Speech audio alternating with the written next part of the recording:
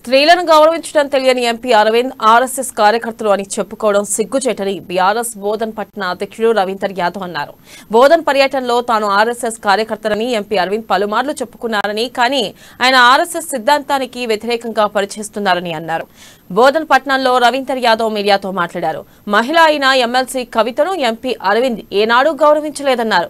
బోధన్ నియోజకవర్గ అభివృద్ధికి ఏనాడు కృషి చేయని ఎంపీ ఇప్పుడు ఎన్నికల సమయం దగ్గర పడ్డంతో వచ్చి రాజకీయం చేయడం సిగ్గుచేటని విమర్శించారు.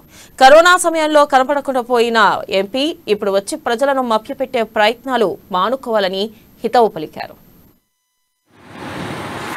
ఏదైతే బోధన్ నియోజకవర్గంలో మన నిజామాబాద్ జిల్లా ఎంపీ అరవింద్ గారు పర్యటించిన సందర్భంగా వారు ప్రెస్ మీట్ లో అహంకారంతో వెకిలి నవ్వులతో ఏవైతే మాటలు మాట్లాడిండో దాన్ని బీఆర్ఎస్ పార్టీ పట్టణ శాఖ తరఫున మేము తీవ్రంగా ఖండిస్తా ఉన్నాం. పొద్దున్న లేస్తే నేను ఆర్ఎస్ఎస్ స్వయం సేవకుని, నేను పుట్టుక నుంచి శాఖకు పోయినా అని చెప్పుకునే అరవింద్ మరి అదే ఆర్ఎస్ఎస్ చెప్పిన నీతి ఏంటంటే ఫస్ట్ మహిళల్ని గౌరవించడం. మరి ఈ 3.5 సంవత్సరాల్లో ప్రతిరోజు ప్రతిసారి కూడా కవితక్కను ఏకవచనంతో సంబోధిస్తూ ఏదైతే నువ్వు వ్యాఖ్యలు చేస్తున్నావో దీన్ని నువ్వు ఎలా సమర్థించుకుంటావు?